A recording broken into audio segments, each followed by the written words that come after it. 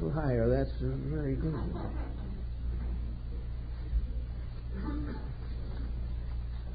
This morning we are using a text from one of the Psalms of David, and I suspect it has not been interpreted very often as we wish to approach it, because very often these very old ideas have some eternal truths behind them. The idea in this particular verse is that David sings that the earth belongs to the Lord and the fullness thereof. Now this does something we had not really given much attention to, but it's tremendously true.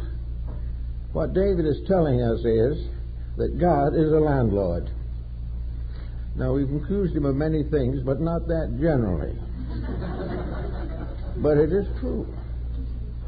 The only owner there is anywhere in the material universe is the creating power itself.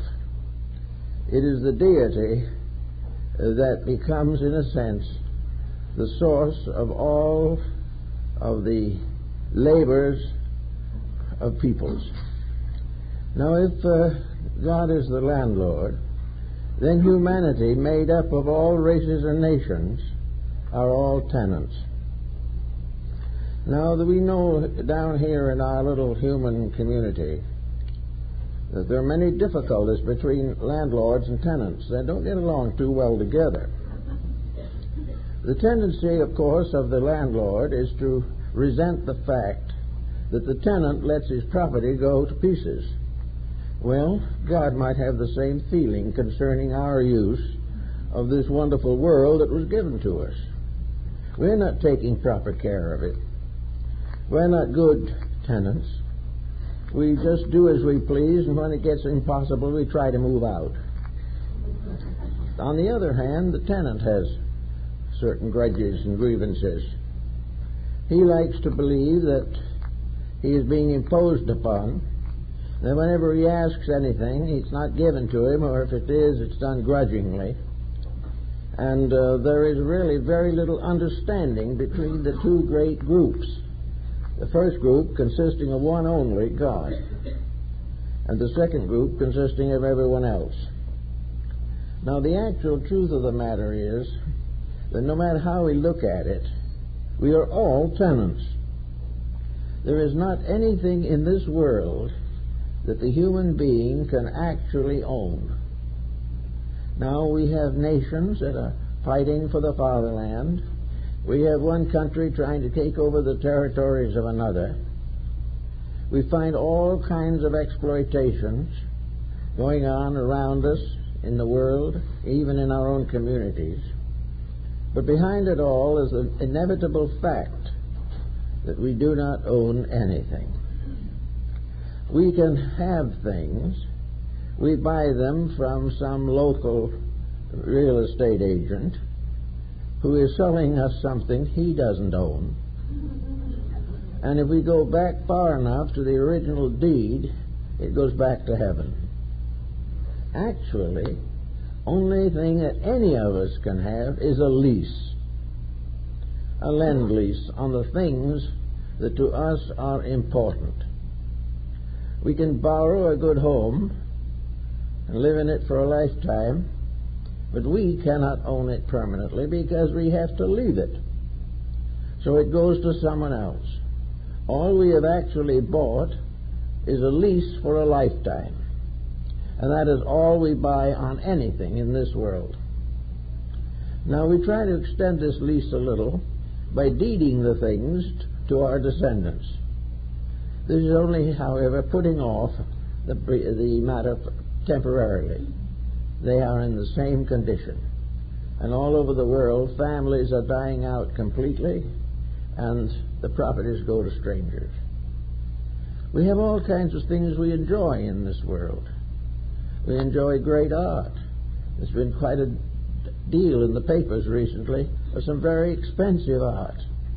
Then we find that these wealthy people create museums and deed the art to the public. This is all they can do with it anyway. because actually no one can own anything except for his own lifetime.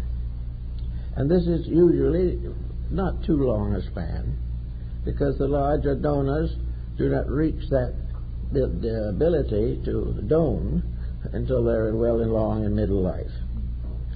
So here we are in a world in which we are becoming increasingly selfish. We are constantly striving to take over something. Pitcairn Island, with less than 200 inhabitants, has an idea that it would like to be a free and independent nation. Vatican City, with measuring only in acreage, is a municipal entity. And then something else that owns half the world, like China, believes it is here forever. But whether China is half the planet or how old it is, the planet is not Chinese. The whole deal must ultimately return to the big landlord. Now, the big landlord is equipped with certain rules. He is perfectly willing to permit tenancy with reasonable restrictions. These reasonable restrictions do not permit vandalism. They do not permit or advocate the exhaustion of natural resources, nor do they support the concept of waste. Actually, everything that is on this planet is to us by loan. Our natural resources belong ultimately to the Lord, and the remains and revenues thereof. But we don't think about this very much. Everything we can get our hands on is for us. Now, this great sense of possession leads us to wonder what we can possess. We can't possess the trees or the earth or the sky. We can't possess the air. We can pollute it, but we can't possess it. We can do all kinds of unpleasant things to detract from the beauty, joy, and healthfulness of our environment. But we cannot own the environment. We can only use it or misuse it. And in the world today, environments are mostly misused. As we think all these matters over, it would seem that one of the great foundations of our problems is this desperate desire to accumulate. We want more than the neighbor. We want enough to protect ourselves and our descendants. We have all kinds of ideas of how we can own things. And instead of recognizing that this ownership is at most only the position of custodian, we get too much involved in the ideas of profit, which is itself a fallacy, and get away from the natural integrities by which this planet could be well regulated, and those dwelling together could enjoy the privileges and benefits of a very benevolent and very understanding landlord. Now, we have this given to us, this world in which we live, in order that we may grow, increase in grace, become more aware of the wonders of nature. We want to enjoy the privileges of learning, and out of it all we want to grow. And the great byproduct of life is growth. And where growth doesn't occur, life is wasted. So this great environment that has been given to us, this wonderful world which is on lease to us, is actually the great sphere of environmental growth. The only thing we can take with us when we leave is the experience that we have gained. It's exactly like a child going to school. When he graduates from school, he cannot take the school with him, but he takes with him what he has learned in the school. When we depart from this world, we cannot take the worldliness with us. We cannot take the things we own.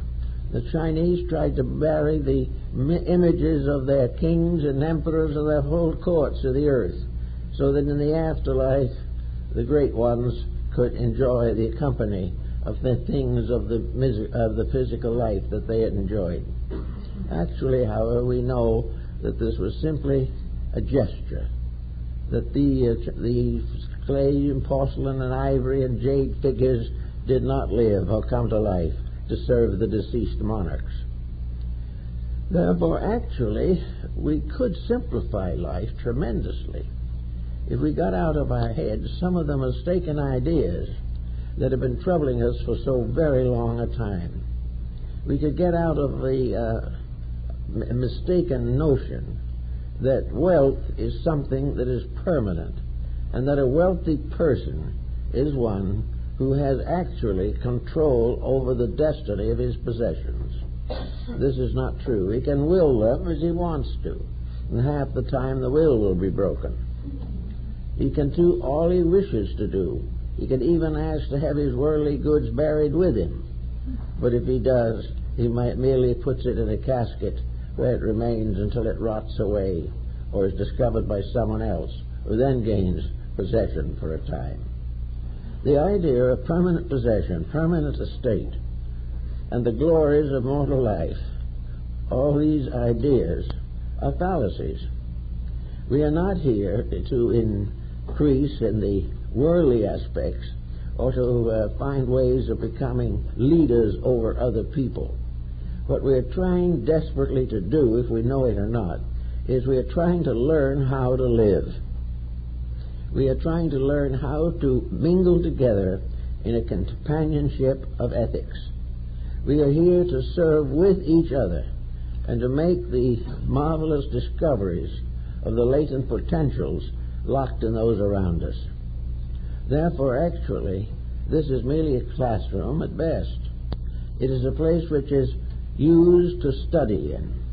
But most people aren't studying in it anymore. They're not much interested in study. What they really want now is to change this earth into a playground. They want to make it one vast enjoyment. But somehow they don't seem to work it quite that way. Instead of being happier every day, they are more fear-ridden every day. And these fears and anxieties are gentle reminders from the big landlord that we are abusing our properties. We are not doing what we should be doing. If we were, there would be no worry, no fear, and very little debt. It is because we are irrational in our methods of doing things that we forget entirely the ethics of existence and the morality of relationships, and go on trying to make our little pile somewhere to gain that extra money that will give us the yacht and the summer home in the islands. And yet the next year when we go, that home will pass to someone else, and unless we are very fortunate, we may have to sell the yacht before we die. All of this is dealing in transient, inconsequential things. Almost all of our possessiveness comes under the general the general statement of the bad habit. Possessiveness is a bad habit. It is an attitude towards things that is unhealthy. It is the source of most crime. It is the source of most poverty. And the unequal distribution of values has got the whole world perturbed at the present time. We do not know what to do next. We do not know how to cope with the gradual exhaustion of natural resources. We do not know how to settle the endless feuds between countries. And we do not know how to arbitrate the gangsterism in our own country. All of these things are because of a basic fallacy upon which we have built since the beginning of history. We have always been desirous of conquering something. We want to rise competitively above our associates. We want to have more than the next person. There's been no question about what to do with what we have. And very often after we get it, it is nothing but a misery. But the great adventure is to get it. And in doing this, we are unbalancing the whole economy of nature, because there's no way, actually, for the earth to produce the final world conqueror. The only great conquest possible is the individual conquering himself. Many, many dictators have arisen trying to capture the earth. All they finally got was 6 square feet of it. They have no way of overcoming or balancing the inevitable laws of life. Even if we extend living for another 10 or 15 years, in the end, the property returns to the original owner, and there's nothing we can do to prevent it. And if we try to will it to somebody else, it merely puts off the evil time. For when they pass, they must do the same, and ultimately it will return to nature itself. But it may return very tired, badly exploited. It may not be the beautiful earth they started out with, but a crumbling planet being destroyed by the ruthlessness of human beings themselves. Actually, we have to try to reconstruct life. One thing that was pointed out, I think, by the philosophers of the Elizabethan period in England, that was pointed out very clearly that the values that are interesting, important, significant, useful, are not competitive. That there is nothing in all the world that we need to cheat each other about.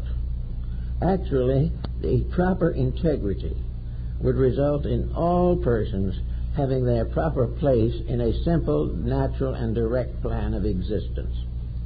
It is not necessary for poverty to exist, but poverty must exist while competition exists. There is no reason why an autocracy or a dictatorship should plague civilization. A dictator is only someone who believes he can run the world, when in reality, even as he believes this, he is fading away himself. So in this idea of the world belonging to the original landlord, I think we have the grounds for considerable reflection. We can begin to estimate what we can do to restore the property. When we sign the lease, symbolically, we agree to return the property to the original owner in good condition. We agree to take care of keeping it clean. We are willing to make such necessary repairs as have been caused by our own tenancy. Therefore, actually, the idea is that the original owner is entitled to receive back the property in the same quality of condition that he leased it in the first place. Well, if anyone should return the planet at this moment to the original landlord, it would be a very terrible misery. It would be necessary to completely reconstruct, reorganize, re-edit, and renovate the shattered fabric that comes back. We are ruining the planet, even though we do not own it. We are ruining somebody else's property. We are damaging natural resources that can affect generations as yet unborn. And we keep right on doing it. We have no intentions of interfering with business as usual. And when this business becomes impossible and we gather unto ourselves a depression, then we all feel that the landlord is to blame. Things have not worked out, and of course we could never be wrong. As atheism increased and became more prevalent in this country and in the world, the idea of the big landlord sort of faded out entirely, and it was finally decided that the planet was a small island in space in which a large number of living things were marooned together in a hopeless situation.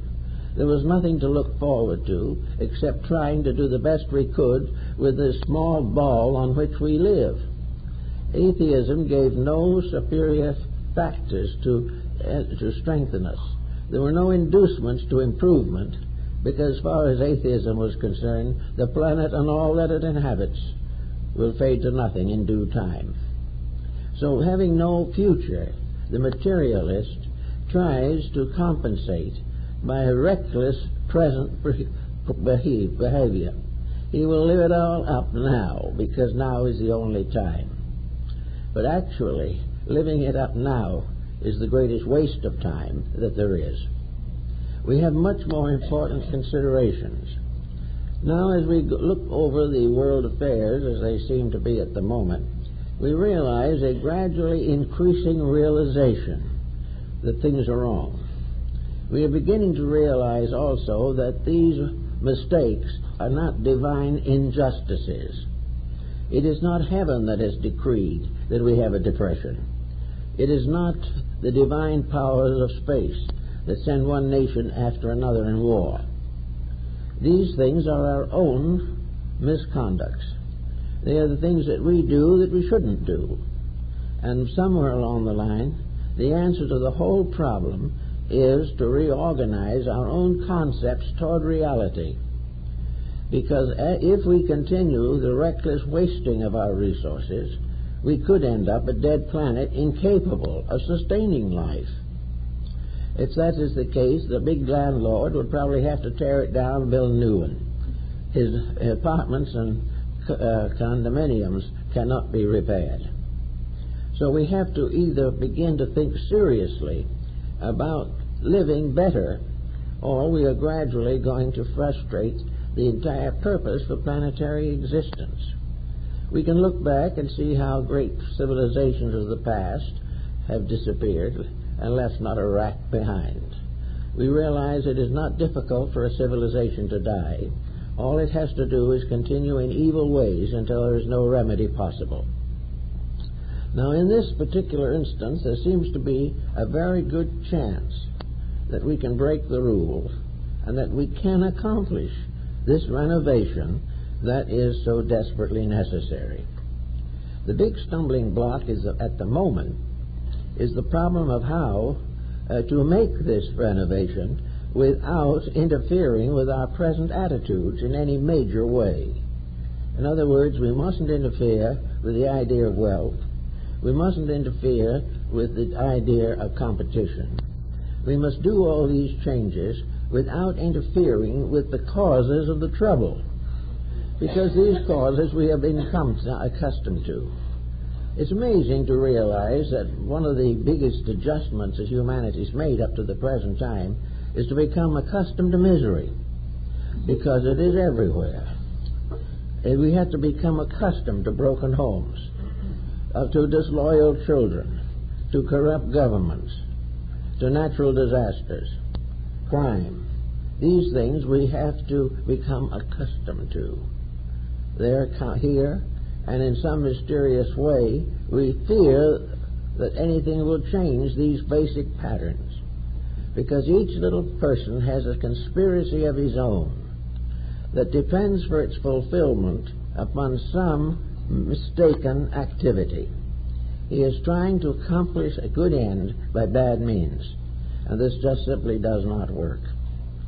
So in finding the problem as it is, we have to say we cannot change the destiny of the world unless we overcome, at least in part, the difficulties which cause the problem. Other creatures outside of the human family are not decision makers in this great program. Nature itself runs according to its own rules. It is human nature that, endowed with individual consciousness, becomes capable of making significant mistakes. Therefore, the remedy has to rest with humanity and not the other lesser forms of life on the planet. The other forms of life are suffering also from our mistakes. What are we going to do about this? We know that we cannot go on developing a munition industry that must ultimately cause somebody to cause a great disaster. We cannot permit this continual emphasis upon armament, this continual determination not to let anybody else have much, this often overworked determination to take over somebody else's land.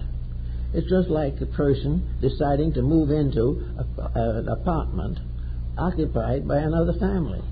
They don't ask, they just move in. Now, the landlord isn't responsible for this, and the landlord doesn't like it. And therefore, these false moves always end in trouble. When we exploit nature's privileges, when we break nature's moral and ethical rules, we always get into trouble. We have been breaking them systematically since the beginning of history, and history is now becoming a long record of the consequences of intentional errors. Now, there are a lot of things that people do that they do not realize to be wrong. But most of the major mistakes are recognized as mistakes before they're made. We know they are wrong, but they may be profitable. They may be justified by attitudes. They may be the next step in the development of a selfish system. So we condone all kinds of troubles simply because we hope in the end something will happen advantageous to ourselves. In the end, it doesn't happen, however. So here we are in this apartment house where we have good living conditions and where we have every opportunity to do the things that are necessary. And the only answer, as the Chinese pointed out a long time ago, but were not able to make it work for themselves, the only thing that we can do that is permanent is to put our own houses in order, put our own apartment in order, and prove conclusively to the landlord that we are taking proper care of his property. There's a reward for that. It's very possible the landlord will lower the rent because he doesn't have to spend so much taking care of the damage that we cause. And the universe is like this. So we have to now begin to think of what we would do in order to get the big landlord into a better condition and a better shape and kind of mind, to make him the real parent, the lord in the castle on the top of the hill, surrounded by happy people doing the things they want to do and growing under a benevolent system of universal laws. This is what has to happen. One of the things, of course, we have to understand some way is that there are such rules, that this landlord is a real existence. It isn't an elderly gentleman who sits behind a desk in a bank or something. It is, however, a principle which we can personify. The great landlord, therefore, is actually integrity itself, the final cause of creation and the final means of its preservation. There are certain rules that cannot be broken, and individuals trying to break these rules are always in trouble. Up to maybe 50 or 100 years ago, people were more careful about breaking rules, especially in this country. We had a comparatively civil civilization here. We had a condition in which most people living in smaller communities lived according to some moral or ethical code. They were churchgoers, they were friendly, they stepped in when troubles arose, they took care of sickness and difficulty in the community, and they lived a kind of quiet life. This was now considered much too boring. We've got to have something more exciting. We can't be just people anymore. But in the course of getting all this excitement worked up, we have gradually created an impossible burden. We have created a situation in which very joys are destroying us, that we are no longer able to withstand the pressures of our own appetites. A good example of this, of course, is the present narcotic problem.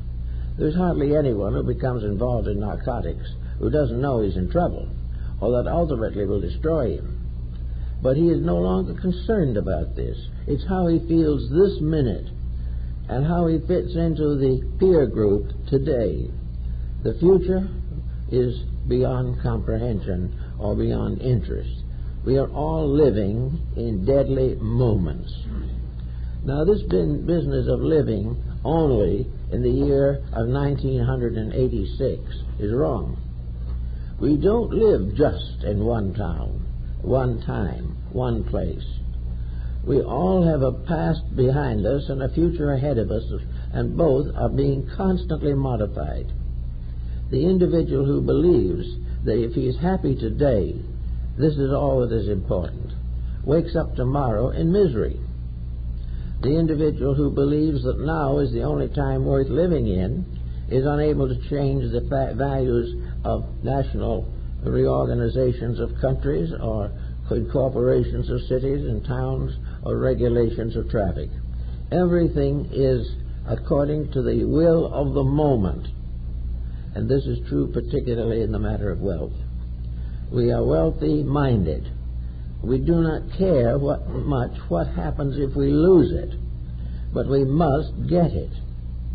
Oh, that sounds fine in the getting, but it sounds bad in the losing. And this is what happens all the time. All the way back to the time of Plato and Aristotle, the Greeks and the Egyptians and the Hindus, the wise people realized that an abuse of privilege is the source of most downfalls in history and in personal living. We do not do the best we can with what we have. Now comes a new report. We're having very great trouble maintaining literacy in our own country. People do not even care whether they can read or write. They find that it doesn't fit into the pattern so well. What they want is not to read and write or to study for a craft or art. What they want is a way of doing exactly what they please right now. Now, this isn't universally true. There are many fine students in this country. There are many fine people.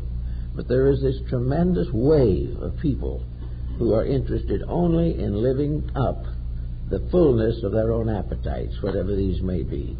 And anything that curtails them is an abuse and a crime, and is necessary as cause for terrorism or civil war or anarchy.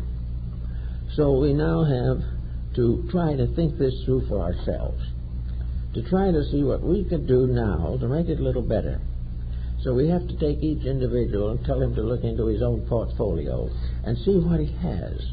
What is he doing with what he has? Is he using it? Is he wasting it? Is he able to direct the course of his own assets in a manner consistent with natural good? Is he so wise in accumulating that he has a great deal, but so unwise in the distribution of what he has that he doesn't know what to do next?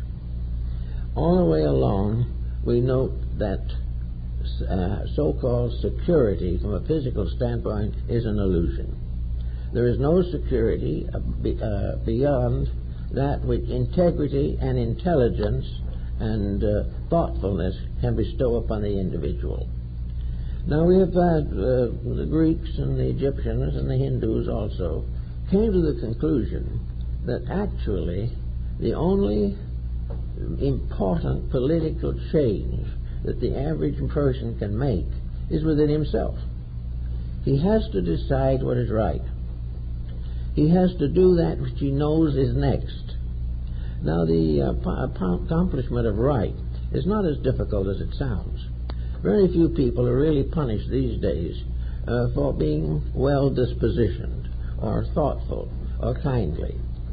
They are regarded with a certain amount of sympathy, tolerance, and even friendliness. But the average person does not want to become like them, because it means that he will have to sacrifice, he will have to share, he will have to work with other people, and he will have to serve causes beyond himself. The beginning of wise civilization is when people begin to serve causes above themselves, where they start doing things for the greater good rather than merely for their own personal advantage. We have to look very carefully, as the old alchemist did, at this little bottle that we are living on. It is a kind of an alchemical bottle, and it has all kinds of things in it.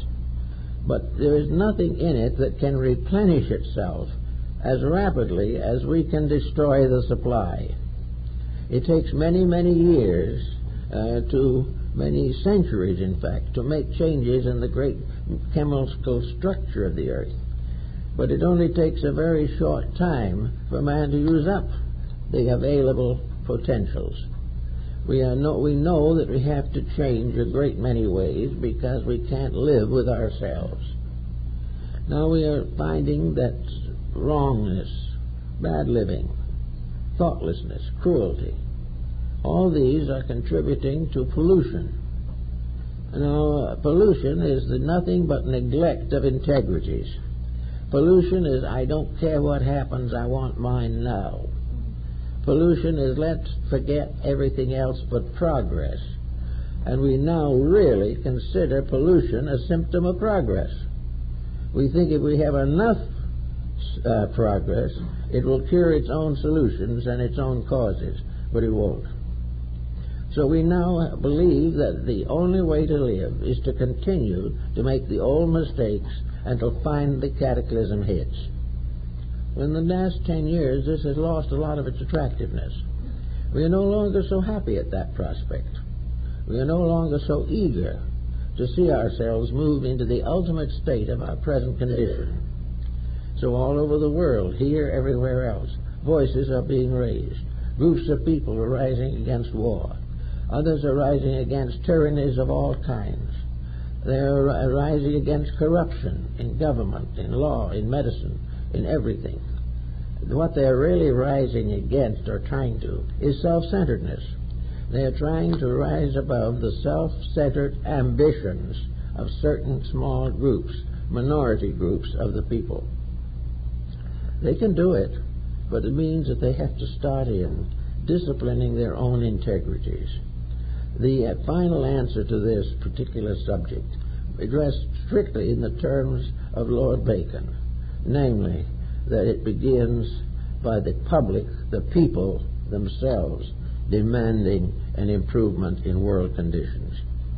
It comes because each quiet citizen is beginning to realize that the civilization he has belonged to is eroding under his feet. He is beginning to realize that he is on a toboggan that is leading to chaos. This is beginning to filter through to all levels of people. We had great admiration for science, and many people do respect it now. But we had a tremendous respect for it when it began to give us the necessary vaccines against infantile paralysis, or to help us with the curing of rabies and things of this nature. We also found out that it gave us electric lights, and it gave us all kinds of conveniences, and it has gone on and on and on until it has given us the ultimate inconvenience, and that is the computer. We are now in this type of situation that we really admired science. We began to really regard the scientist as an adequate substitute for the priest of antiquity. The scientist was the new philosopher, the new mystic, the new evangel of all things good and desirable. Then all of a sudden, this great scientific world gave us the bomb. In that one moment, our faith in progress on a material nature received a death wound. We found that the greater skill we have adds to our misery unless we can control our own skill, and we haven't been able to do so. So here we are, deprived of the leadership of that phase of knowledge which promised to lift us into infinite happiness, peace, and security. We now know that it is leading us towards an incredible disaster. But having lost the face of scientific progress, we began to look around a little bit for philosophical progress. And we found that we didn't have much luck. If we wanted any philosophy worthwhile, we had to drop back several hundred years to a more golden age of thinking, when the individual had the leisure and the incentives to analyze his own life and the life of the society to which he belonged. Modern philosophy has been very sterile and unproductive in its contributions to life. Then we turn to religion. Here we find solid religions that have stood all over the world for centuries, and they have unquestionably been the greatest single cause of good that we have had in society. But they also have had their limitations. They have been unable to reach the core of the disaster, and that is the nature of the believer himself. We have all kinds of religions that say, "Thou shalt not kill." And we have killing in every color, race, and belief there is. We are told to love one another and go to church to believe this and then turn around and exploit one another. We are talking about religion, but we're not living it. We are talking about integrities, and we honor the saints long dead who had them, but we are not doing it ourselves. We do not believe that when we read in the Scripture, "Thou shalt love one another," that this is intended for us. Why should we love anybody when yet we consider ourselves religious people? We also have our allegiances in other areas. In every area, however, we have theories that are good, we have concepts that are useful, and practices that are not. So we now have to face the very simple problem of changing this particular problem and realizing truly that the voice of the people is the voice of God. And the voice of the people is more or less of a whimper at the moment in most parts of the world. Most people are sending up cries and wails of sorrow, misery, and pain. And this in itself must have a very deep effect upon the laws of nature, because there isn't a single law in nature that was created to cause hate. There isn't a single law in nature that was intended to demonstrate the importance of dishonesty. All of these corruptions have arisen within people who have disobeyed the law, distorted them, falsely interpreted them, or ignored them completely. So the time is now, and we see in the last 5 or 10 years, a tremendous upsurge. There is an upsurge in religion, but it is not limited entirely to the traditional forms. For these traditional forms are very largely involved in the very mistakes that they are supposed to be healing. The religions themselves have to have a more or less definite renovation. They have to get back to the principles upon which they were built, and they must divide peoples into two groups: a religious person who keeps the rules, and a member of something who simply breaks them. This difference is becoming very vital and important. So with the proper understanding of a new idea of what constitutes a spiritual integrity, we can have considerable progress. Now, it has been a notable phenomenon for thousands of years that religions have been strongly renovated in times of great emergency. While people drifted along very largely doing as they pleased, religions were a luxury. But when things get really bad, religion becomes a necessity. And in this particular case, it is coming that way at the moment. Also, the individual looking around him has great difficulty in finding a religion that actually satisfies him. Now, this is not as real a problem as it seems to be, because he is judging the religion by the followers, not by the principles of the faith itself.